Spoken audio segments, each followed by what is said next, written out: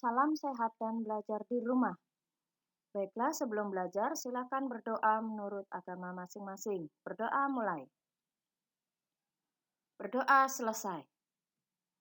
Kita akan membahas tentang kompetensi dasar menjelaskan berbagai zat aditif dalam makanan dan minuman, zat adiktif serta dampaknya terhadap kesehatan.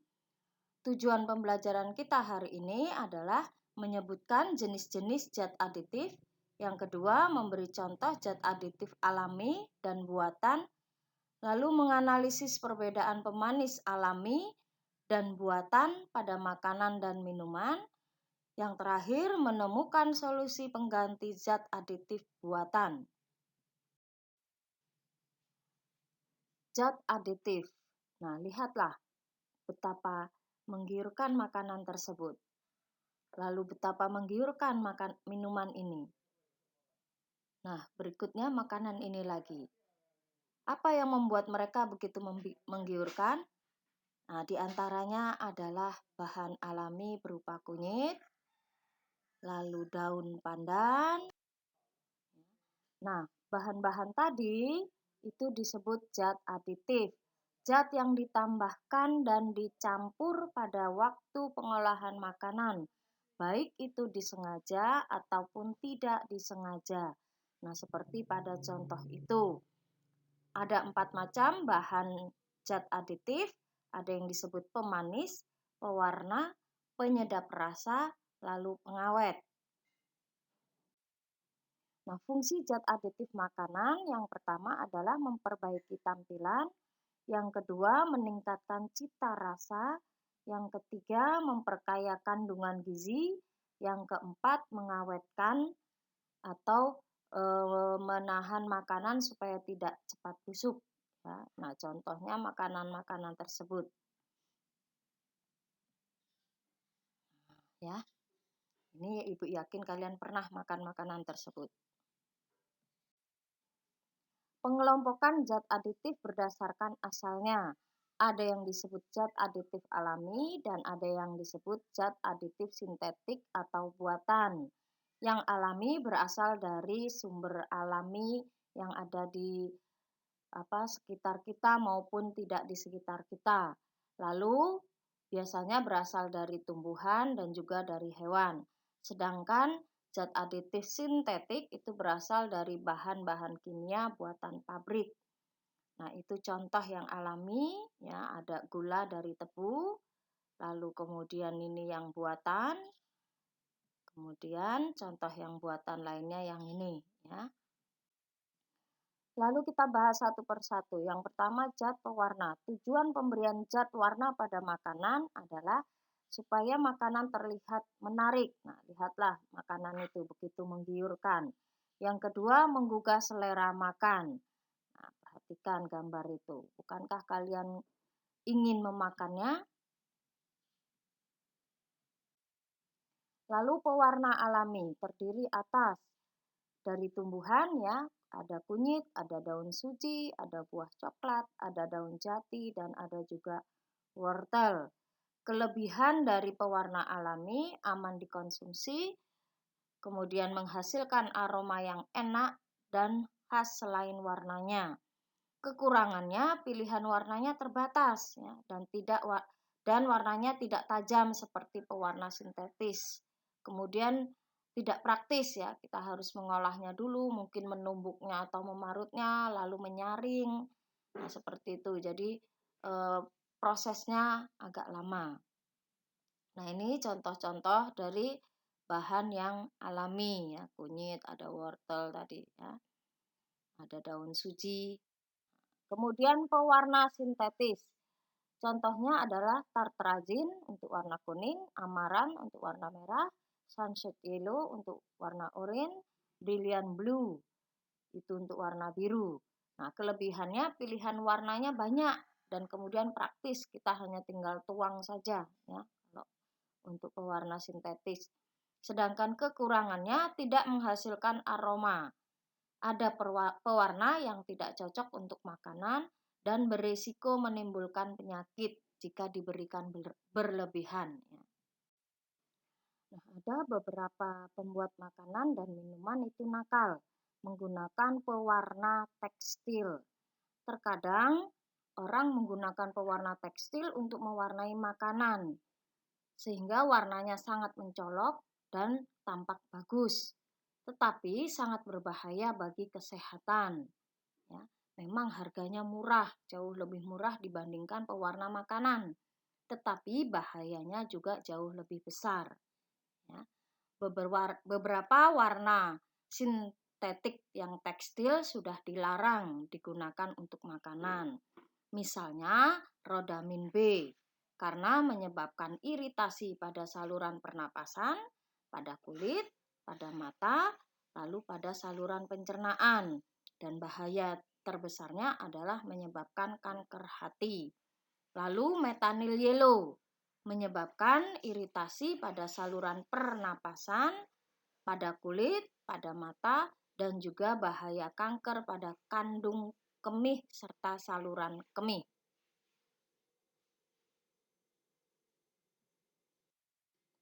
Yang kedua, zat pemanis berfungsi menambah rasa manis pada makanan dan minuman. Jenisnya ada yang pemanis alami dan ada pemanis buatan. Pemanis alami berasal dari buah dan madu, lalu berlebihan kalau digunakan menyebabkan kegemukan atau obesitas. Juga berbahaya bagi penderita diabetes mellitus. Nah, kelebihannya dia menjadi sumber energi ya bagi manusia. Nah, contohnya adalah gula merah, lalu gula pasir yang berasal dari tebu, lalu kemudian madu. Kemudian pemanis buatan. Ini tidak dapat dicerna atau bukan sebagai sumber energi. Kemudian memang cocok untuk orang yang menderita diabetes. Contohnya adalah sakarin, natrium siklamat, magnesium siklamat, lalu kalsium siklamat, dan aspartam. Manisnya bisa beberapa kali lipat atau bahkan puluhan kali lipat lebih manis daripada gula alami. Ya. Pemakaian berlebihan merangsang tumor kandung kemih dan bersifat karsinogenik atau penyebab kanker.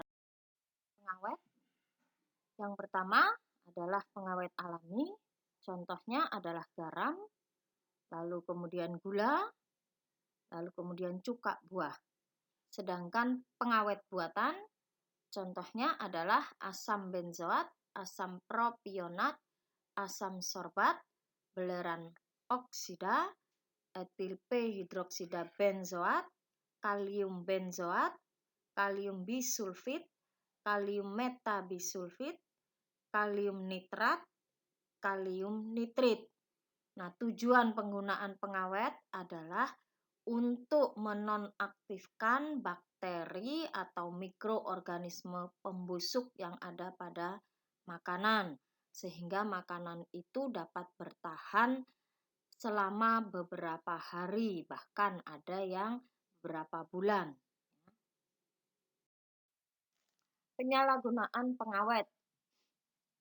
Nah, sebagai contoh, dulu pernah marak beritanya ini ya, ada makanan misalnya tahu atau mie menggunakan pengawet formalin, yang sebenarnya formalin itu digunakan untuk mengawetkan hewan atau jenazah, ya.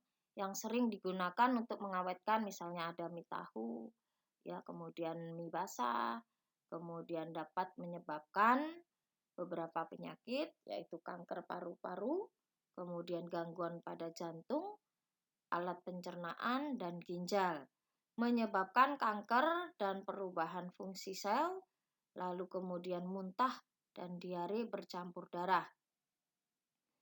Lalu kemudian boraks atau yang juga sering disebut dengan nama pijer dapat menyebabkan gangguan pada kulit, sistem saraf, lalu ginjal dan hati. Kemudian gejala pendarahannya itu adalah di lambung, kemudian menyebabkan kematian jika ginjal mengandung boraks hingga 3-6 gram.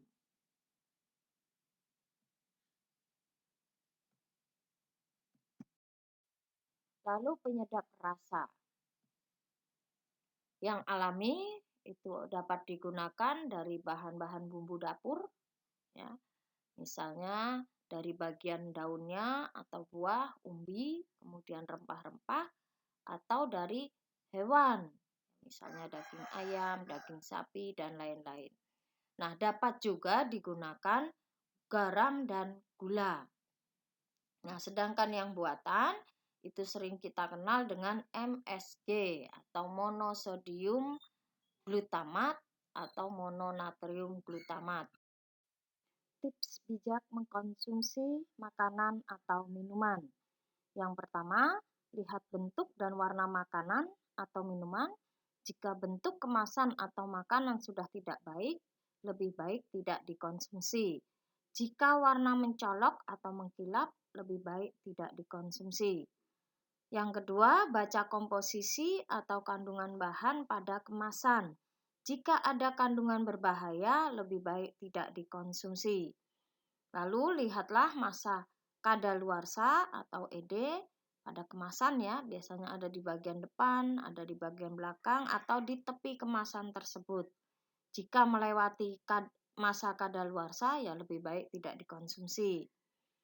Jika dapat makanan atau minuman dibuat sendiri, walaupun sedikit ribet, lalu prosesnya agak lama, tetapi aman bagi kesehatan kita.